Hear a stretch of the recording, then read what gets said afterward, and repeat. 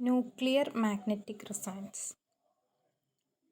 NMR deals with the transition between energy levels that arise because of the different orientations of magnetic moment of nuclei placed in a magnetic field.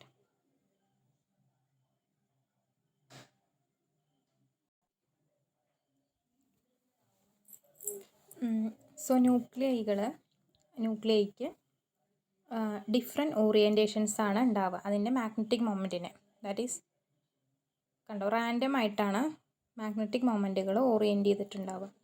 ഒരു magnetic ഫീൽഡിൽ place ചെയ്ത് കഴിഞ്ഞാൽ എന്തുണ്ടാവും? Magnetic ഫീൽഡിൻ്റെ ഡയറക്ഷനിലേക്ക് sum of the magnetic moments align ചെയ്യും. Other എന്താണ് അതിൻ്റെ ഓപ്പോസിറ്റ് ഡയറക്ഷനിലും അലൈൻ ചെയ്യും മാഗ്നറ്റിക് മൊമെൻറ്റ് ന്യൂക്ലിയയിൽ. അപ്പോൾ ഫീൽഡ് ഇല്ലാത്തപ്പോൾ ലെവൽ എന്ന് പറയുന്നത് ജസ്റ്റ് ഒരു ലെവൽ മാത്രമേ ഉള്ളൂ. അപ്പോൾ മാഗ്നറ്റിക് ഫീൽഡ് അപ്ലൈ ചെയ്യുമ്പോൾ എന്തായത് ഡീജനറേറ്റ് ആയിട്ട് കണ്ടോ, ഒന്ന് പാരലായിട്ടും മറ്റേത് ബിക്ക് ആൻറ്റി പാരലായിട്ടും എന്ത് ചെയ്യും, അലൈൻ ചെയ്യും. നമ്മുടെ ന്യൂക്ലിയയുടെ കേസാണ് പറയുന്നത്, ഇലക്ട്രോണുകളുടെ അല്ല, ഇലക്ട്രോണിക് എനർജി ലെവലുകളുടെ കാര്യമല്ല, ന്യൂക്ലിയയുടെ കാര്യമാണ് പറയുന്നത്. അപ്പോൾ എന്താണ് മാഗ്നറ്റിക് ഫീൽഡ് വെക്കുന്ന സമയത്ത് എന്തായി, രണ്ട് ലെവൽസാണ് നമുക്ക് കിട്ടുക. ഓക്കെ, അപ്പോൾ ഇത് തമ്മിൽ എന്തുണ്ടാവും, ട്രാൻസിഷൻസ് നടക്കും ഈ രണ്ട് ലെവൽസ് തമ്മിൽ. അപ്പോൾ ആ ട്രാൻസിഷൻസ് സ്റ്റഡി ചെയ്യുന്നത് ഈ മാഗ്നറ്റിക് റെസൊണൻസ്, അതായത് റെസൊണൻസ് എന്നുള്ളൊരു കൺസെപ്റ്റ് വെച്ചിട്ടാണ്, മാഗ്നറ്റിക് റെസൊണൻസ് എന്ന് പറയുന്നൊരു കൺസെപ്റ്റ് വെച്ചിട്ടാണ് നമ്മൾ എന്ത് ചെയ്യുന്നത്, സ്റ്റഡി ചെയ്യുന്നത്, റെസൊണൻസ് മെത്തേഡ്. ഓക്കെ, എന്ന് വെച്ചാൽ ഈ രണ്ട് ലെവൽസ് തമ്മിൽ ട്രാൻസിഷൻ നടക്കണമെങ്കിൽ, ഇപ്പോൾ സപ്പോസ് ഇതിപ്പോൾ ഗ്രൗണ്ട് സ്റ്റേറ്റ് ആണെങ്കിൽ ഇതിനൊരു എനർജി ഉണ്ടാവും E1, അതേപോലെ തന്നെ ഇത് അപ്പർ സ്റ്റേറ്റ് വെച്ചാൽ ഇതിന് E2 എന്ന് പറയുന്നൊരു എനർജി ഉണ്ട്. അപ്പം ഡെൽറ്റ ഇ എന്ന് പറയുന്നതാണ് എന്ത്, എനർജി ഡിഫറൻസ്. അപ്പോൾ അതിന് കറസ്പോണ്ടിങ് ആയിട്ടൊരു ഫ്രീക്വൻസി ഉണ്ടാവുമല്ലോ. അപ്പോൾ ആ ഫ്രീക്വൻസിയും വരുന്ന റേഡിയേഷൻ്റെ ഫ്രീക്വൻസി ഒരേപോലെ ആവണം അല്ലേ, അത് റെസൊണൻസ് ആയിരിക്കണം. അപ്പോൾ റെസൊണൻ്റ് ആയിരിക്കണം, അപ്പോഴാണ് എന്തുണ്ടാവുക, ഇത് തമ്മിൽ ട്രാൻസിഷൻ നടക്കുക. അപ്പോൾ റെസൊണൻസ് വെച്ചിട്ടാണ് നമ്മൾ എന്ത് ചെയ്യുന്നത്, ഇത് സ്റ്റഡി ചെയ്യുന്നത്. അതുകൊണ്ടാണ് ഈ ന്യൂക്ലിയർ മാഗ്നറ്റിക് റെസൊണൻസ് എന്നുള്ള പേര് വന്നത്. അപ്പോൾ നമ്മളിതിൽ ഫസ്റ്റ് ഡീൽ ചെയ്യുന്ന ടോപ്പിക് എന്ന് പറഞ്ഞാൽ magnetic properties of nuclei. Okay, so magnetic properties of nuclei, important property എന്ന് പറയുന്നത് എന്താണ്, ന്യൂക്ലിയസിന് സ്പിന്ന്, അതിൻ്റെ സ്പിന്നിന് ന്യൂക്ലിയസ് സ്പിന്ന് നമ്മൾ ക്യാപിറ്റൽ I എന്ന് പറയുന്ന ലെറ്റർ കൊണ്ടാണ് ഡിനോട്ട് ചെയ്യുക. അല്ലെങ്കിൽ അതിന് ഇൻട്രിൻസിക് സ്പിൻ ആംഗുലർ മൊമെൻറ്റം എന്ന് പറയുന്നത് it is given by IH cut. I എന്ന് പറഞ്ഞാൽ ന്യൂക്ലിയസിൻ്റെ സ്പിന്നും IH കട്ട് എന്ന് പറഞ്ഞാൽ it is the intrinsic spin angular momentum of this nucleus. Okay, അപ്പോൾ ഈ ആംഗുലർ മൊമെൻറ്റം കാരണം എന്തുണ്ടാവും, ഒരു മാഗ്നറ്റിക് മൊമെൻ്റ് ഉണ്ടാവും. ആ മാഗ്നറ്റിക് മൊമെൻറ്റിനെ നമ്മളെങ്ങനെ കണ്ടുപിടിക്കാം എന്നുള്ളതാണ്. അതിൻ്റെ ഐയുടെ വാല്യൂ ഡിറ്റർമൈൻ ചെയ്യാൻ, ന്യൂക്ലിയസ് പിന്നെ ഐൻ്റെ വാല്യൂ ഡിറ്റർമൈൻ ചെയ്യാൻ വേണ്ടിയിട്ട് നമുക്ക് 3 റൂൾസാണ് ഉള്ളത്. അപ്പോൾ അതിൽ ഫസ്റ്റ് വൺ എന്ന് പറഞ്ഞാൽ if mass number A is odd and atomic number Z is even, then എന്താണ്, it is I is half integer. അതിന് examples 1H1, 6C13, 7N15, 9F19. അതായത് മാസ് നമ്പർ എ എന്ന് പറയുന്നത് എന്തായിരിക്കണം, ഓഡായിരിക്കണം. കണ്ടോ, അതിൻ്റെ കോഡാണ്. അതേപോലെ തന്നെ Z എന്ന് പറഞ്ഞാൽ ഈവൻ ആണെങ്കിൽ ഐൻ്റെ വാല്യൂ എന്തായിരിക്കും, ഹാഫ് ഇൻറ്റീജർ ആയിരിക്കും. അതാണ് ഫസ്റ്റ് റൂള്. ഇനി എയും സെഡും രണ്ടും ഈവൻ ആണ് എന്നുണ്ടെങ്കിൽ I എന്താണ്, 0 ആണ്. അപ്പോൾ 2He4, 6C12, അപ്പോൾ ഇതൊക്കെ 0. അപ്പോൾ നമുക്ക് ഒരു സപ്പോസ് ഇപ്പോൾ എന്താണ് പ്രോബ്ലം, ഇപ്പോൾ എന്താണ് മൾട്ടിപ്പിൾ ചോയ്സ് നെറ്റിനൊക്കെ ചോദിക്കുമ്പോൾ നമുക്ക് എന്താണ് ഈ 3 റൂൾസ് അറിയിച്ചാൽ നമുക്ക് പെട്ടെന്ന് തന്നെ കണ്ടുപിടിക്കാമല്ലോ. അപ്പോൾ അത് ഓർത്ത് വയ്ക്കുക. അതേപോലെ തന്നെ ഈ എ ഈവൻ ആണ്, സെഡ് ഓടാന്നുണ്ടെങ്കിൽ I എന്ന് പറയുന്നത് ഇൻറ്റീജർ ആയിരിക്കും. അപ്പോൾ അതിന് എക്സാമ്പിൾ 1H2, 5B10, 7N14. അപ്പോൾ ഇങ്ങനെ 3 റൂൾസാണ് ഉള്ളത്. പിന്നെ നമ്മൾ സപ്പോസ് മാഗ്നറ്റിക് ഫീൽഡിൻ്റെ കാര്യം പറയാം. അപ്പോൾ ഞാൻ മാഗ്നറ്റിക് ഫീൽഡ് ഞാൻ Z ഡയറക്ഷനിലാണ് കൊടുക്കുന്നത് എന്ന് വിചാരിക്കുക, അതല്ലെങ്കിൽ X ഡയറക്ഷനിൽ, ഏതൊരു ഡയറക്ഷൻ ആയിക്കോട്ടെ. അപ്പോൾ എന്ത് ചെയ്യാണ്, ഈ സ്പിൻ വെക്ടർ, ന്യൂക്ലിയസ് സ്പിൻ വെക്ടറിൻ്റെ പ്രൊജക്ഷൻ ഇൻ എനി ഡയറക്ഷൻ എങ്ങനെയാണ്, നമ്മൾ സാധാരണ ഇങ്ങനെ M എന്ന് പറഞ്ഞിട്ടാണല്ലേ പ്രൊജക്ഷൻ മാഗ്നറ്റിക് കോണ്ടന്റ് നമ്പർ, അത് MI എന്ന് പറഞ്ഞിട്ടാണ് നമ്മൾ ഡിനോട്ട് ചെയ്യുന്നത്. ഓക്കെ, അതിൻ്റെ വാല്യൂ എവിടെ നിന്ന് മുതൽ -I മുതൽ +I വരെയാണ് വാരി ചെയ്യുക. അതായത് 2i+1 വാല്യൂസ് ഉണ്ടാവും എമ്മിന്. ഓക്കെ, അപ്പോൾ അതിനനുസരിച്ച് എന്താ ഉണ്ടാവും, ലെവൽസ് ഡീജനറേറ്റ് ആവും എന്നാണ് അർത്ഥം. ഓക്കെ, അപ്പോൾ ഇപ്പോൾ ആംഗുലർ മൊമെൻറ്റം ഇപ്പോൾ ഐ എന്ന് പറയുന്നത് സ്പിൻ ന്യൂക്ലിയർ സ്പിന്നാണെന്ന് പറഞ്ഞു. അപ്പോൾ ആംഗുലർ മൊമെൻറ്റം എല്ലാം എന്ത് വരും, എച്ച് കട്ട് ഐ ആണ് വരിക. അപ്പോൾ spin angular momentum the magnetic moment I H cut is the angular momentum.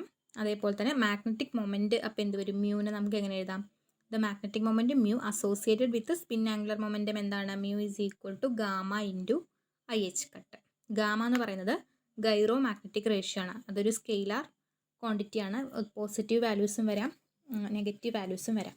Okay, അപ്പോൾ ദാറ്റ് ഈസ് ഗാമ എന്ന് പറഞ്ഞാൽ E/2m ആണ് വരിക. ഓക്കെ, ഇതിൻ്റെ ഒരു ആൾട്ടർനേറ്റ് എക്സ്പ്രഷനാണ്, അതായത് മാഗ്നറ്റിക് മൊമെൻറ്റിൻ്റെ ആൾട്ടർനേറ്റ് എക്സ്പ്രഷനാണ് എന്താ, mu is equal to GN μn into GN μn I. Equation number 2 ആയിട്ട് കൊടുക്കുക അതിനെ.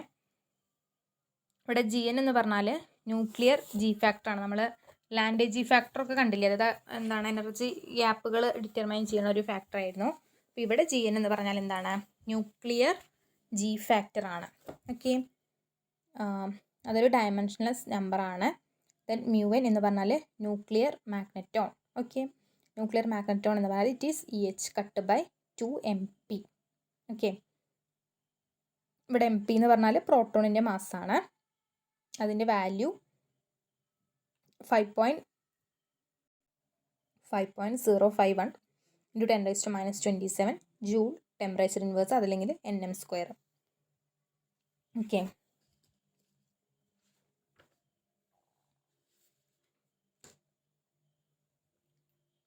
നെക്സ്റ്റ് നമ്മൾ കാണുന്നത് റെസൊണൻസ് കണ്ടീഷൻ. നമ്മൾ പറഞ്ഞു സ്റ്റഡി ചെയ്യുന്നത്, NMR സ്റ്റഡി ചെയ്യുന്നത് റെസൊണൻസ് എന്ന് പറയുന്നൊരു കൺസെപ്റ്റ് അല്ലെങ്കിൽ റെസൊണൻസ് കണ്ടീഷൻ നമുക്ക് നോക്കാം. ദാറ്റ് ഈസ് നമ്മൾ നേരത്തെ പറഞ്ഞ എനർജി ലെവൽസ് കണ്ടോ, ഡിജനറേറ്റ് ആയ എനർജി ലെവൽസ് തമ്മിലുള്ള ആ ഒരു ഫ്രീക്വൻസി, അതിൻ്റെ ഡിഫറൻസിന് കറസ്പോണ്ടിങ് ആയിട്ടുള്ള ഫ്രീക്വൻസിയും അതേപോലെ തന്നെ വരുന്ന വേവിൻ്റെ, വേവ് മീൻസ് വരുന്ന ലൈറ്റിൻ്റെ ഫ്രീക്വൻസിയും എന്തായിരിക്കണം, ഈക്വലായാൽ മാത്രമാണ് സ്പിൻ, അത് പ്ലസ് സ്പിന്നും മൈനസ് സ്പിന്നും തമ്മിൽ എന്തുണ്ടാവുള്ളൂ, ട്രാൻസിഷൻ നടക്കുള്ളൂ. അപ്പോൾ അതിന് വേണ്ട റെസൊണൻസ് കണ്ടീഷൻ എന്താണെന്ന് നോക്കാം. ഇപ്പോൾ suppose A nucleus of magnetic moment mu is placed in A magnetic field B0. ഇപ്പോൾ സപ്പോസ് B എന്ന് പറഞ്ഞാൽ നമുക്ക് B0 ഇൻറ്റു സെറ്റ് ക്യാപ്പ് എന്ന് എഴുതാം. ഓക്കെ, അപ്പോൾ എന്തായാലും B0, സോ വെക്റ്റർ B0 എന്ന് പറഞ്ഞിട്ടാണ് നമ്മൾ ആ മാഗ്നറ്റിക് ഫീൽഡിനെ റെപ്രസെൻറ്റ് ചെയ്യുന്നത്, ഏതൊരു ഡയറക്ഷൻ ആയിക്കോട്ടെ. Okay, and what happens, interaction energy ഉണ്ടാവും. ഇൻട്രാക്ഷൻ എനർജി എന്താണ്, -μ.B. So is equal to, ഇവിടെ -μ.B0 ആണ്. ദാറ്റ് ഈസ് ഈക്വൽ ടു, ഇവിടെ എന്ത് വരും, μB0 cos θ അല്ലേ, μB0 cos θ ആണ്. സോ ദിസ് cos θ നമുക്ക് മാറ്റി എഴുതാമല്ലോ, അതായത് നമ്മൾ പറഞ്ഞ പ്രൊജക്ഷൻ ആണ്, it is the projection, that is cos θ എന്ന് പറഞ്ഞാൽ എന്ത് വരും, അപ്പോൾ നമ്മൾ പറഞ്ഞു എന്താണ്, മാഗ്നറ്റിക് മൊമെൻറ്റിൻ്റെ it is the projection in any direction നമ്മൾ MI വെച്ചിട്ടാണ് ഡിനോട്ട് ചെയ്യുക. സോ കോസ് തീരത്തിന് നമുക്ക് എങ്ങനെ എഴുതാം, it is MI/I. Okay, so this can be written as MI/I. Put it as equation number 3. Okay, so we have with the negative sign. Okay, അപ്പോൾ നമ്മുടെ magnetic മൊമെൻറ്റിനെ experience ചെയ്യുന്ന എനർജിയാണത് ഇപ്പോൾ B0 എന്ന് പറയുന്ന മാഗ്നറ്റിക് ഫീൽഡിൽ പ്ലേസ് ചെയ്യുന്ന സമയത്ത്. സോ MI എന്ന് പറയുന്നത് നമ്മൾ പറഞ്ഞു എന്താണ്, അതിന് -I മുതൽ +I വരെ വാല്യൂസ് ഉണ്ട്, അതായത് 2i+1 വാല്യൂസ് ഉണ്ട്. അപ്പോൾ ആ മാഗ്നറ്റിക് മൊമെൻറ്റിന് എന്തുണ്ടാവും, ഇത്രയും വാല്യൂസ് ഉണ്ടാവും. Okay, they are equally spaced energy levels. Now, അപ്പോൾ എനർജി സെപ്പറേഷൻ, രണ്ട് അഡ്ജസ്റ്റൻറ്റ് ലെവൽസ് തമ്മിലുള്ള എനർജി സെപ്പറേഷനെ നമുക്ക് എങ്ങനെ എഴുതാം, ΔE എന്ന് പറഞ്ഞിട്ടാണ് ഡിനോട്ട് ചെയ്യുക. ΔE, രണ്ട് അഡ്ജസ്റ്റൻറ്റ് ലെവൽസ് തമ്മിലുള്ള energy separation is ΔE, which is modulus ആണ് എടുക്കുന്നത്. ദാറ്റ് ഈസ് ഈക്വൽ ടു എന്ത് വരും, μB0 / ഓക്കെ, എന്ത് വരും? Minus mu B zero MII minus തൊട്ട് താഴെയുള്ള ലെവൽ, അങ്ങനെയല്ലേ വരിക. അപ്പോൾ നമ്മൾ അഡ്ജസ്റ്റൻറ്റ് ലെവലാണ് എടുക്കുന്നത്. അപ്പോൾ ഇവിടെ നോക്കുക, mu B zero into delta MI/I. ബാക്കിയൊക്കെ ഒരേപോലെ തന്നെ, അഡ്ജസ്റ്റൻറ്റ് ലെവൽസിന് ഇതെല്ലാം ഒരേപോലെ തന്നെ. MIക്കാണ് വ്യത്യാസം വരിക അല്ലേ, 2i + 1 ആയിട്ട് -i മുതൽ +i വരെയാണ് വാരി ചെയ്യണത്. അപ്പോൾ നമ്മൾ എടുക്കുന്ന അഡ്ജസ്റ്റൻറ്റ് ലെവൽസ് ഒന്ന് ഐയും ഒന്ന് I-1 ആണ് എടുക്കണമെന്ന് വിചാരിക്കുക. അപ്പോൾ ഡെൽറ്റ MI എന്ന് പറഞ്ഞാൽ എന്ത് വരും? I-1. അപ്പോൾ 1 ആണ് വരിക അല്ലേ, ഡെൽറ്റ MIൻ്റെ വാല്യൂ 1 ആണ് വരിക അഡ്ജസ്റ്റൻറ്റ് ലെവൽസ് എടുക്കുന്നത് കൊണ്ട്. അപ്പോൾ we can write it as mu B 0/I mod delta E എന്ന് പറയുന്നത്. So using equation 1 we can write mod delta E is equal to GN μN into B0.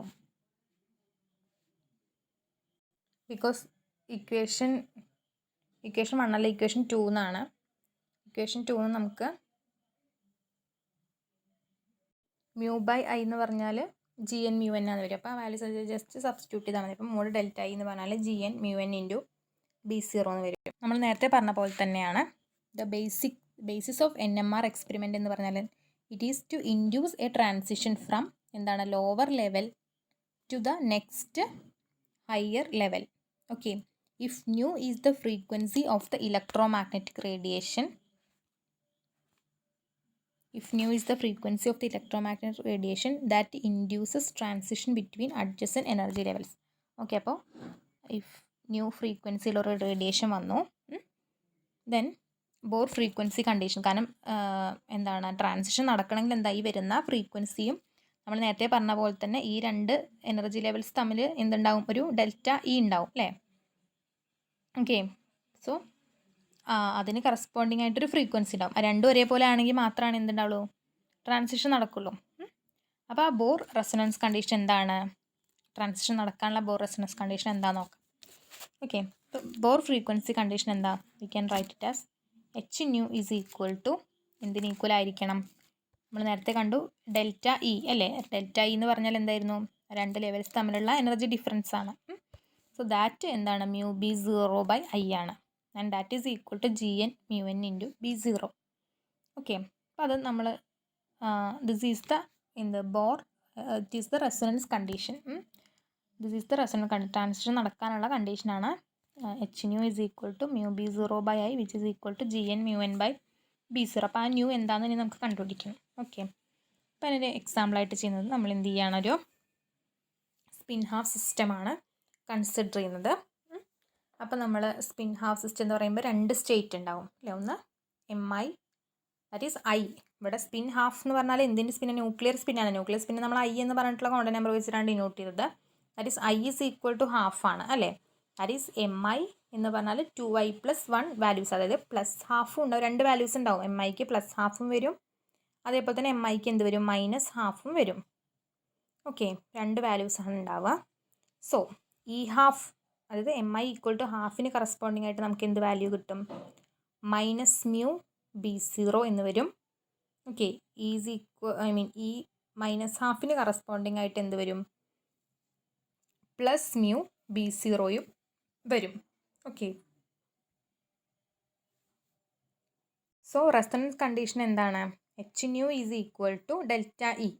അപ്പോൾ H nu equal to delta E എന്ന് പറഞ്ഞാൽ, so ഇതാണ് നമ്മുടെ minus half is half. MI equal to ഹാഫാണ് lower level, MI equal to minus ഹാഫാണ് upper level. അപ്പോൾ എന്ത് വരും, ഈ മൈനസ് ഹാഫ്, അതായത് മൈനസ് ഹാഫിന് കറസ്പോണ്ടിങ് ആയിട്ടുള്ള എനർജി മൈനസ് പ്ലസ് ഹാഫിന് കറസ്പോണ്ടിങ് ആയിട്ടുള്ള എനർജി, അതിൻ്റെ മോഡുലസ് എടുക്കുക നമ്മൾ. അപ്പോൾ നമുക്ക് എന്ത് കിട്ടും, plus mu B0 plus mu B0, that is H nu equal to 2 mu B0. Okay, so പ്രോട്ടോണിൻ്റെ കേസിൽ മ്യൂ എന്ന് പറഞ്ഞാൽ 2.268 ടൈംസ് മ്യൂ എൻ, ന്യൂട്ടോണിൻ്റെ മാഗ്നറ്റിക് മൊമെൻറ്റിൻ്റെ അത്രയും ടൈംസ് ആണ്. സോ ന്യൂ എന്തെഴുതാം, ഈ ഒരു ഇക്വേഷന് ന്യൂ എന്ന് പറഞ്ഞാൽ ഇറ്റ് ഈസ് 2 മ്യൂ B0/H എന്ന് വരും. സോ എല്ലാ വാല്യൂസും നമ്മൾ സബ്സ്റ്റിറ്റ്യൂട്ട് ചെയ്ത് കഴിഞ്ഞാൽ we will get nu is equal to 42.5772 × 10⁻⁶ T inverse S inverse times B0. Okay, അപ്പോൾ അതാണ് ഫിഗർ തന്നിട്ടുള്ളത്. സോ ഇതാണ് നമ്മുടെ റെസൊണൻസ് ഫ്രീക്വൻസി എന്ന് പറയുന്നത്. ട്രാൻസിഷൻ നടക്കാൻ എന്ത് വേണം? ഇത്രയും ഫ്രീക്വൻസി ഉള്ള ഒരു റേഡിയേഷൻ വന്നിട്ട് ഇൻട്രാക്ട് ചെയ്യണം ന്യൂക്ലിയസുമായിട്ട്, ഒരു ന്യൂക്ലിയൈ ആയിട്ട് ഇൻട്രാക്ട് ചെയ്യണം. ഓക്കെ, എന്നാലാണ് എന്തുണ്ടാവുള്ളൂ? ഈ ഒരു ട്രാൻസിഷൻ നടക്കുള്ളൂ. ഓക്കെ, അപ്പോൾ ഇവിടെ നമ്മൾ നേരത്തെ പറഞ്ഞ പോലെ തന്നെ B=0 ഫീൽഡ് ഇല്ലാത്തപ്പോൾ ഉള്ള എനർജി ലെവലാണ് കൊടുത്തിട്ടുള്ളത് ന്യൂക്ലിയയുടെ. മാഗ്നറ്റിക് ഫീൽഡ് വെച്ചപ്പോൾ എന്തായി? അത് ഡീജനറേറ്റ് ആയി. അതായത് +12നും -12നും കറസ്പോണ്ടിങ് ആയിട്ട് 2 ലെവൽസ് വന്നു. കണ്ടോ, ഇവിടെ MI = ½ കറസ്പോണ്ടിങ് ആയിട്ടുള്ള എനർജി ലെവലാണ്. ഇവിടെ MI = -12 കറസ്പോണ്ടിങ് ആയിട്ടുള്ള എനർജി ലെവലാണ് കൊടുത്തിട്ടുള്ളത്. അതേപോലെ തന്നെ അതിൻ്റെ എനർജി എന്ന് പറയുന്നത് -μB0 ആണ്, ഇവിടെ +μB0 ആണ്. ദിസ് ഈസ് ദ ഈ -12 എന്ന് പറഞ്ഞാൽ ഡൗൺ സ്പിന്നും +12 എന്ന് പറഞ്ഞാൽ അപ്പ് സ്പിന്നും ആണ്. അപ്പോൾ എന്ത് ചെയ്യുകയാണ്? ഈ ലോവർ ലെവലിൽ നിന്ന് ഹയർ ലെവലിലേക്ക് ഒരു ട്രാൻസിഷൻ നടക്കുകയാണ്. ആ ട്രാൻസിഷൻ നടക്കുമ്പോൾ എന്ത് വേണം? ΔE എനർജി ഡിഫറൻസ് എന്ന് പറയുന്നത് 2μB0 ആണ്. ഇതിന് കറസ്പോണ്ടിങ് ആയിട്ടുള്ള ഫ്രീക്വൻസി എന്ന് പറയുന്നത് എന്തായിരിക്കും? അതാണ് ഇപ്പോൾ നമ്മൾ കണ്ടുപിടിച്ചത്. അപ്പോൾ വരുന്ന റേഡിയേഷൻ്റെയും ഈ ഫ്രീക്വൻസി ഒരേപോലെ തന്നെ ആവണം. ഓക്കെ, ഇനി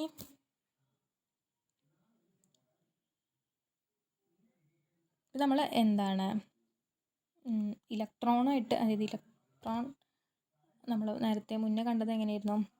മാഗ്നറ്റിക് ഫീൽഡ് സീമാൻ എഫക്റ്റ് കണ്ടുല്ലേ, സ്പ്ലിറ്റിംഗ് ഓഫ് എനർജി ലെവൽസ്. അതെങ്ങനെയായിരുന്നു? ഇതിപ്പോൾ ന്യൂക്ലിയയുടെ കേസാണ്. അപ്പോൾ പക്ഷേ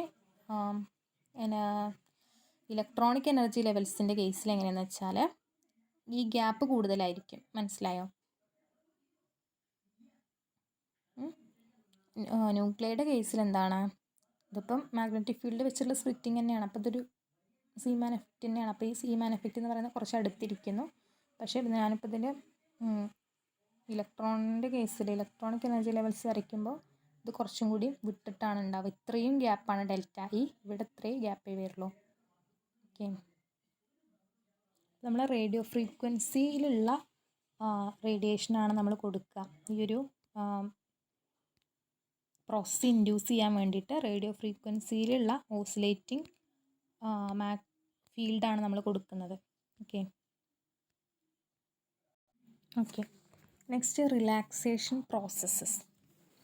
നമ്മൾ 2 ലെവൽസിൻ്റെ കാര്യമാണ് പറഞ്ഞത്. റിലാക്സേഷൻ പ്രോസസ്സ് 2 തരത്തിലുണ്ട്. ഒന്ന് സ്പിൻ ലാറ്റിസ് റിലാക്സേഷനും സ്പിൻ റിലാക്സേഷനും. അപ്പോൾ അതിൻ്റെ മുന്നേ എന്താണ് റിലാക്സേഷൻ നമുക്ക് നോക്കാം.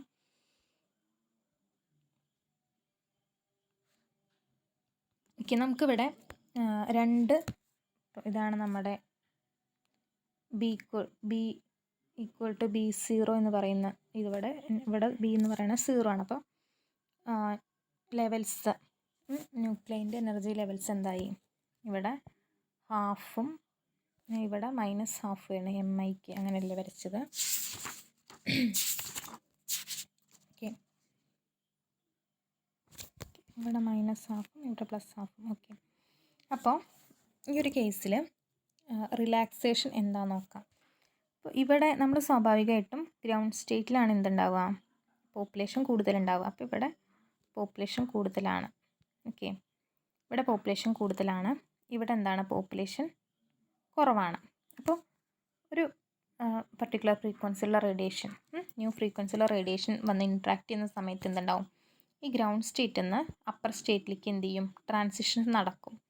അപ്പോൾ ഒരു ആ ടൈമിനനുസരിച്ചിട്ട് എന്തിനുള്ള ചാൻസ് ഉണ്ട്? ഇവിടെ എന്തുണ്ടാവും? മീൻസ് മുകളിൽ, അതായത് അപ്പർ ലെവലിൽ പോപ്പുലേഷൻ ഇക്വിലിബ്രിയത്തിലാവും അല്ലേ? ഇത് ഇവിടെ നിന്ന് താഴ്ന്ന അങ്ങോട്ട് മുകളിലേക്ക് പോകുന്ന സമയത്ത് അപ്പർ ലെവലിൽ എന്തുണ്ടാവും? പോപ്പുലേഷൻ ഇക്വിലിബ്രിയത്തിൽ വരും. അപ്പോൾ ഇക്വിലിബ്രിയത്തിലായിക്കഴിഞ്ഞാൽ പിന്നെ അവിടെ എന്ത് നടക്കില്ല? ട്രാൻസിഷൻസ് നടക്കില്ല. അപ്പോൾ എന്ത് സംഭവിക്കും? ഇത് തമ്മിലുള്ള എനർജി ഡിഫറൻസിന് ചേഞ്ച് വരില്ല. അപ്പോൾ രണ്ടിൻ്റെയും പോപ്പുലേഷൻ ഒരേപോലെ ആയിക്കഴിഞ്ഞാൽ എനർജി ഡിഫറൻസ് എന്താവും? 0 ആവും. അപ്പോൾ എനർജി ഡിഫറൻസ് 0 ആവുക എന്ന് പറഞ്ഞാൽ ഈ ന്യൂ എന്ന് പറയുന്നത് ചേഞ്ച് ആവും. അപ്പോൾ അവിടെ റെസൊണൻറ്റ് കണ്ടീഷൻ ഉണ്ടാവില്ല. സ്വാഭാവികമായിട്ട് നമുക്ക് എന്ത് കിട്ടണം? സ്പെക്ട്രം 0, അതായത് സ്പെക്ട്രം ഉണ്ടാവില്ല. പക്ഷേ നമ്മൾ യൂഷ്വലി കാണുമ്പോൾ അവിടെ എന്തുണ്ട്? അവിടെ സ്പെക്ട്രം ഉണ്ട്. അവിടെ അങ്ങനെ നമുക്ക് 0 ആയിട്ട് നമുക്ക് സ്പെക്ട്രം ഇല്ലാത്തൊരു കേസ് വരുന്നില്ല. അപ്പോൾ എന്താണ്? അവിടെ എന്തൊരു മെക്കാനിസം നടക്കുന്നുണ്ട്, which allows the spins to occupying the upper state. Upper സ്റ്റേറ്റിൽ ഇക്വിലിബ്രിയത്തിലാവാതെ എന്ത് ചെയ്യണം, ലോ പോപ്പുലേഷൻ എന്ന് പറയുന്നത് ഗ്രൗണ്ട് ലെവലിൽ തന്നെ വരാനായിട്ടുള്ളൊരു മെക്കാനിസം അവിടെ നടക്കുന്നുണ്ട്.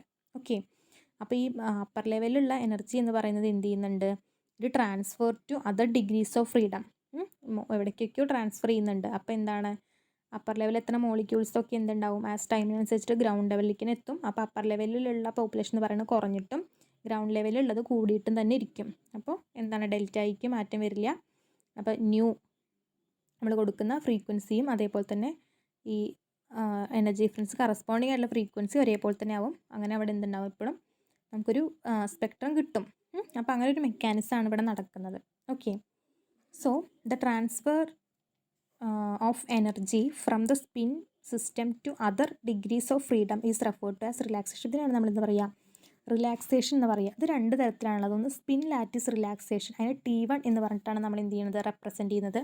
ദെൻ അടുത്തത് സ്പിൻ റിലാക്സേഷൻ, അതിന് നമ്മൾ T2 എന്ന് പറഞ്ഞിട്ടാണ് റെപ്രസെൻറ്റ് ചെയ്യുന്നത്. ഓക്കെ, അപ്പോൾ രണ്ട് ഡിഫറെൻ്റ് ആയിട്ടുള്ള പ്രോസസ്സുകളാണ് ഉള്ളത്. അപ്പോൾ ഈ ഫസ്റ്റ് കേസിൽ, അതായത് സ്പിൻ ലാറ്റിസ് റിലാക്സേഷനിൽ എന്താണ്, the upper state transfer the excess energy to the surroundings.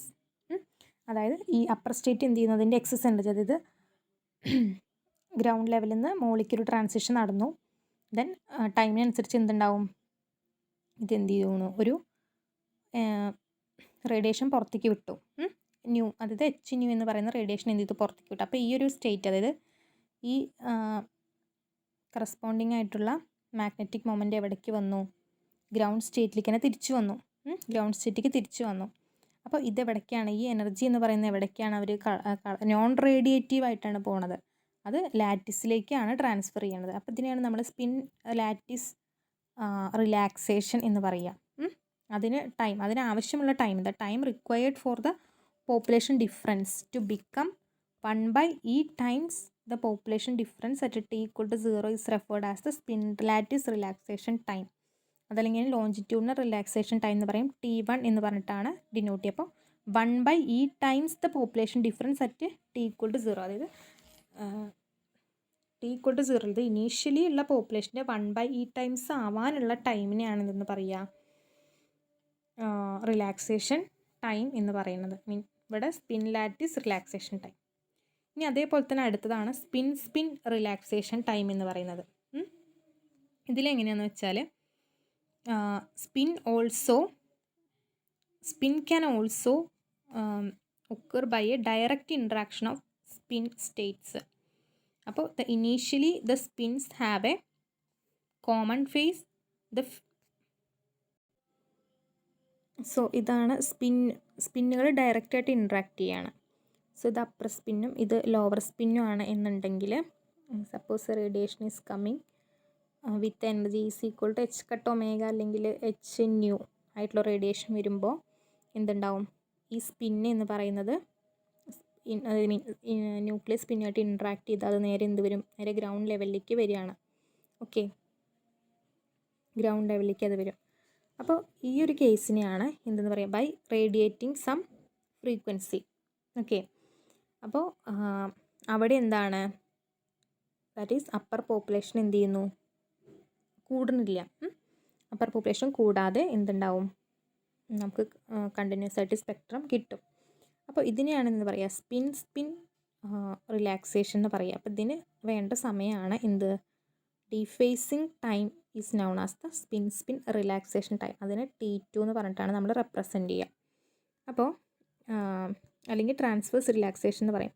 സോളിഡ്സിൻ്റെ കേസിൽ T2 എന്ന് പറഞ്ഞാൽ 10⁻⁻⁴ സെക്കൻഡും, ലിക്വിഡ്സിൽ എന്ന് പറഞ്ഞാൽ T2ഉം T1ഉം അപ്രോക്സിമേറ്റ്ലി ഈക്വലും ആയിരിക്കും. ഓക്കെ, പിന്നെ സ്പെക്ട്രൽ ലൈൻസ് ഡിപ്പെൻഡ് ചെയ്യുന്നത് എന്തിനാണ്, ഈ റിലാക്സേഷൻ ടൈമിനെ ഡിപ്പെൻഡ് ചെയ്യുന്നുണ്ട്.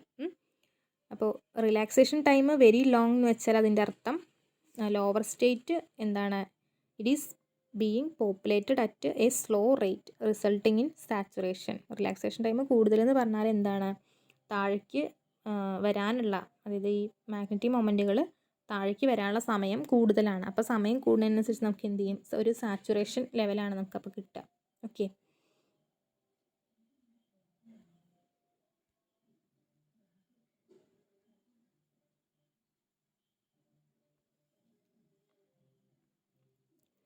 സോ ഫോർ എക്സാമ്പിൾ ഒരു സ്പിൻ ഹാഫ് സിസ്റ്റം കൺസിഡർ ചെയ്യാം. ആ സ്പിൻ ഹാഫ് സിസ്റ്റത്തിൽ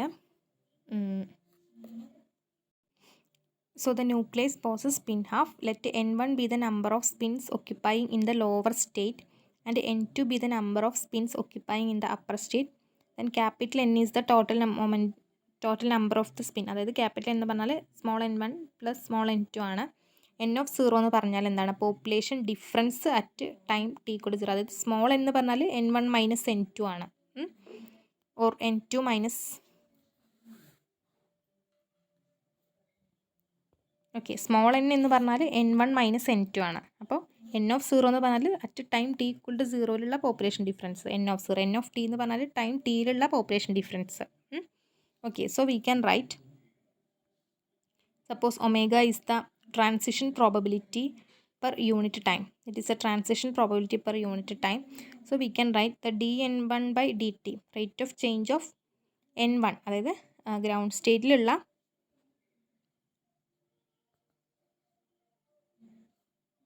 അത് ലോവർ ലെവലിലുള്ള നമ്പർ ഓഫ് സ്പിൻസ്, അതിൻ്റെ റേറ്റ് ഓഫ് ചേഞ്ച് എങ്ങനെ എഴുതാം? Omega n2 minus omega n1 എഴുതാം. That is equal to omega into n2 minus n1, that is dn1 by dt എന്ന് പറഞ്ഞാൽ n2 മൈനസ് n1 എന്ന് പറഞ്ഞാൽ എന്താണ്? From this we can write it as minus n. Okay, so minus omega n കിട്ടും. അതിന് equation number 1 ആയിട്ട് കൊടുക്കുക.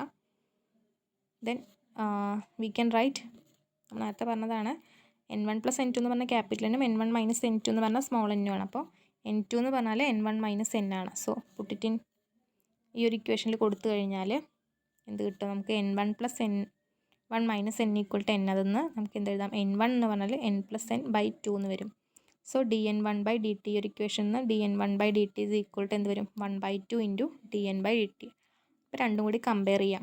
1ഉം 2ഉം കൂടി കമ്പയർ ചെയ്ത് കഴിഞ്ഞാൽ നമുക്ക് എന്ത് കിട്ടി? dn ബൈ dt എന്ന് പറഞ്ഞാൽ മൈനസ് 2 ഒമേഗ എന്ന് വരും. അപ്പോൾ ഇതിനെ ഇൻറ്റഗ്രേറ്റ് ചെയ്ത് കഴിഞ്ഞാൽ നമുക്ക് എന്ത് കിട്ടും? n of t is equal to n of 0 into e minus 2 omega t. So the time required for the value n of t to become n of 0 by e. n of 0 എന്ന് പറഞ്ഞാൽ t equal to 0ലുള്ള പോപ്പുലേഷനാണ്, equal to 0ലുള്ള population difference. So n of 0 by e is defined as the spin lattice relaxation time t1. So t1 എന്ന് പറഞ്ഞാൽ എന്ത് കിട്ടും നമുക്ക്? t1 is equal to 1/2 omega. Okay, that is the spin lattice relaxation time is inversely proportional to the transition probability per unit time for induced absorption.